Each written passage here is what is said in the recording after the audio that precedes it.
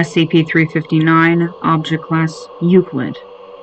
SCP-359 is a metal sculpture resembling a Buteo Gemini census red-tailed hawk with a wingspan of 4.3 meters. The exact composition of the metal SCP-359 is constructed from is currently unknown, as no samples have been able to be retrieved. However, it is currently believed that a large portion of it is constructed from Hephasium. Under normal circumstances, SCP-359 is only active during the night. During these active periods, SCP-359 takes on a predatory nature, attacking most moving objects it sees. Notably, SCP-359 does not consume any of its prey, even those of organic nature. Instead, SCP-359 has been seen picking up the remains of its prey and depositing them near the boundaries of the area it is active in. Despite its small wingspan in relation to the rest of its body, SCP-359 is capable of flight, having demonstrated the ability to perform highly intricate maneuvers. SCP-359-A refers to a subterranean structure which can be accessed via a hole near SCP-359's perch. While the Foundation has reached the hole leading to -A, it has yet to be breached. SCP-359 actively defends the entrance from any potential trespassers, which is the only circumstance in which it becomes active during daylight. It is unknown whether SCP-359 can detect the desire to enter -A or simply attacks anything that gets close to it. Readings with a ground-penetrating radar, GPR, indicate a large hollow space with masses of Hephasium detected within. Addendum 359.1 Discovery. SCP-359 came to the Foundation's attention in January of 2009 after a string of disappearances reported along State Route 33 in Ohio. Agents embedded in the Lancaster Police Department took notice and sent a team to investigate. The team uncovered both the desecrated corpses of the missing persons and the dried blood of the deceased on SCP-359's talons and beak. After the case was transferred to the Foundation by the state government, further investigations uncovered no records of SCP-359's construction, despite its relatively modern design. The first known mention of it was in 2006 when the property it is located on was donated to the city of Lancaster. Addendum 359.2 Hephasium Dossier. Prepared by the Department of Metallurgical Studies. Originally discovered and named by a Greek research team in the 1960s, Hephasium is an alloy composed of iron, beryllium, bronze, and several unknown elements. Hephasium is most commonly used in structures that are meant to be animate, such as SCP-359, SCP-070, and SCP-1451. While it's not the most common form of animation, it is most popular amongst those incapable of thaumaturgy or ontokinesis. Named after the Hellenic god of the forge, Hephaestus, Hephasium is most commonly found in ancient Greek ruins and artifacts. It was spread around the ancient world through trade and the conquests of Alexander the Great and later the Roman Empire. Traces of Hephasium have been found in Chinese shishi statues and Indian sculptures of Buddha and Hindi figures. Despite its widespread nature, production was limited to Greece. Due to this enforced secrecy, the method by which they produce Hephasium has since been lost to time, with the last known usage of it being in the Bernward doors and column constructed in circa 1000 AD for the St. Michael's Church in Hildesheim, Germany. There have been mentions of Hephasium statues throughout the Baltic states, but much like the means of production, knowledge on their location has been lost. Objects animated via Hephasium aren't permanently animate, however. Over time, due to a chemical reaction with O2 in the atmosphere, Hephasium rusts and eventually becomes inert. This process can be sped up if objects in an O2-free environment are suddenly introduced to the gas. The rusting of Hephasium is usually characterized by the object becoming more sluggish and unresponsive to stimuli, before eventually becoming fully inert. Phasium is also subject to a second anomalous property, one seemingly implemented to protect against reverse engineering.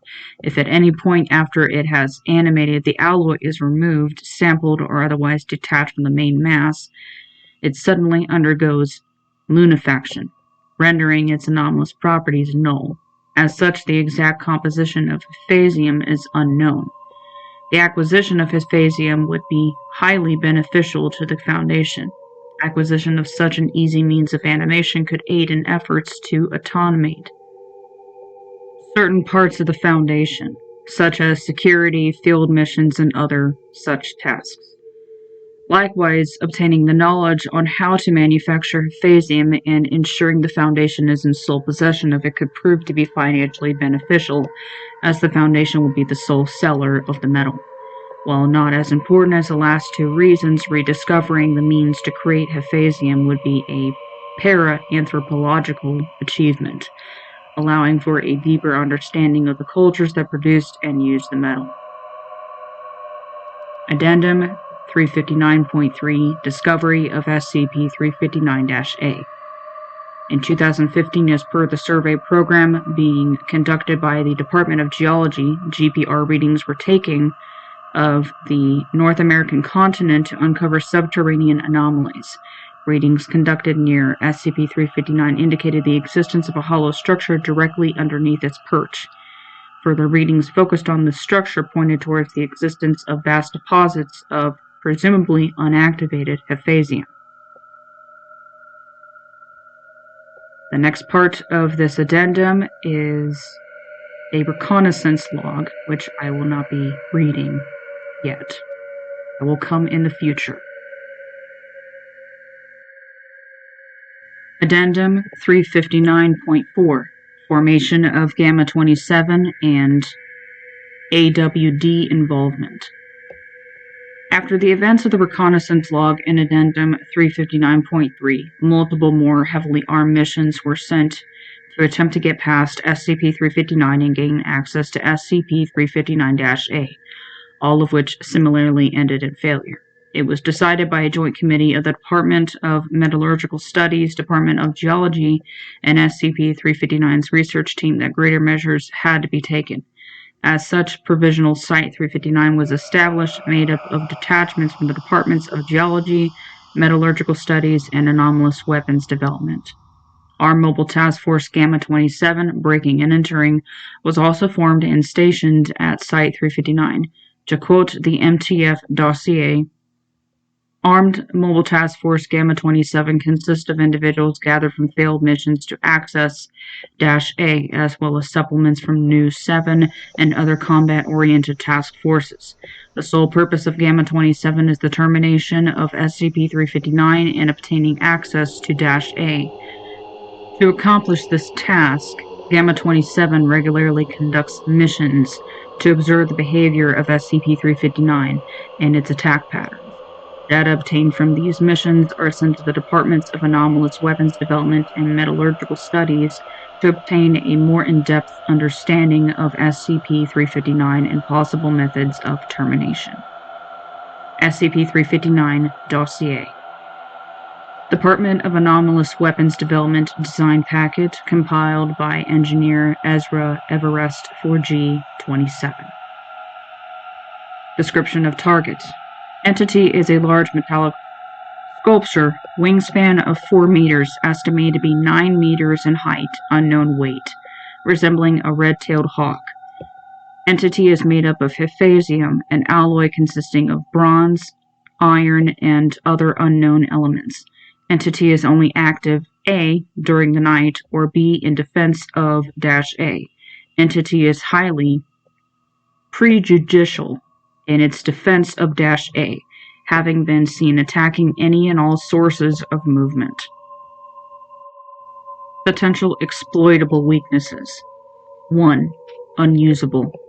Entity is at least partially constructed from phasium, which has a melting point of 1,274 degrees Celsius. A para-weapon capable of causing the air around the entity to reach this temperature could be a viable option to terminate SCP-359. Reason? The potential damage to the surrounding environment and the subterranean structure is considered unacceptable. 2. Unusable. Entity's main weapons are its talons and beak. Disabling these appendages could render the entity harmless. A paraweapon capable of amputating the entity could make the termination of the entity easier. Reason. Entity could still cause blunt force damage by flying into operatives. 3. Failure. Entity has so far only used its wings for locomotion, using psionic paraweaponry to both launch and deploy chains. The entity's wings could be constrained, allowing for ease of termination. Update. The chains utilized in the procedure proved to be too weak to restrain the entity, which broke out and then proceeded to terminate the psionic agent. 4. Cleared. Ephasium, when removed from the main body, undergoes an alchemical process that transformed it into silver. Removing large portions of SCP-359 could render it inanimate as the Ephasium loses its anomalous characteristics. Procedures such as this could be accomplished via the use of thaumaturgical explosives propelled towards SCP-359. Notes on Weapon 359-9. To put it simply, the paraweapon is just explosives strapped to a magic rocket. The required components are 24 kilograms of anomalously enhanced explosive material, thaumaturgically activated and propelled propulsion system, a thaumaturge, Type 2 Everhart resonator. AWD will supply the bombs and rocket. I'm sure you'll be able to provide a thaumaturge. The thaumaturge should activate the rocket and guide it to its target. Usually we just have to track the eve the target puts out, but from what we could gather from your observations, the bird doesn't give off any of it. If all goes well, 355 will be in pieces before we lose another operative to it. And I'm going to be real with you. This is our last option. If you want to get rid of this bird, then you better hope this works. You and I both know we can't do anything more than this. We're far too close to population centers to use anything more anomalous than this. Command would never approve of it. Status of Weapon 359-9. Components gathered. Deployed. The next addendum is also a log, which I will do in the future. Analysis of the sculptures found within -A revealed that they were all constructed purely from Ephasium, with the eyes having been made from silver. Current leading theory amongst SCP-359's research team is that -A was home to an ecosystem consisting of animals constructed from Ephasium, and that the sudden exposure to outside air and thus oxygen resulted in the constructs near instantly becoming rusted. Analysis of the plants within -A revealed all of them to have been genetically modified. They were incapable of undergoing photosynthesis but still capable of intaking carbon dioxide. As the Ephasium had already been used to animate these sculptures, it is unharvestable by the Foundation. Despite this, the constructs were moved out of -A and shipped to Area 34. The remains of the deceased Gamma-27 members were recovered and received a proper funeral. The remains of SCP-359 were collected and shipped to Area 34 for storage. Site-359 is currently in the process of being decommissioned and its assets relocated to other Foundation facilities. -A and the tunnel leading to it have been resealed with a basic security perimeter established around it. Reclassification of SCP-359 and SCP-359-A to decommissioned is pending. Special Containment Procedures. Provisional Site 359 has been constructed in close vicinity to SCP-359's location.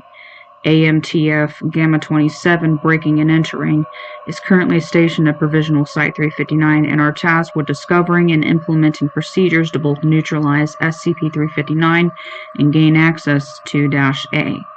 The preservation of normalcy is to be disregarded when formulating neutralization proposals for SCP-359 due to the artificial remoteness of the area and inhabits. Regular GPR readings are to be conducted on -A to help deduce the exact amount of ephesium contained within it. Archived Containment Procedures, May 5, 2015. SCP-359 is to be kept under constant surveillance with a radio tracking device fastened to its leg. In cooperation with the Ohio Department of Transportation, the highway located near SCP-359's location is to be kept indefinitely closed to ensure no further civilian casualties.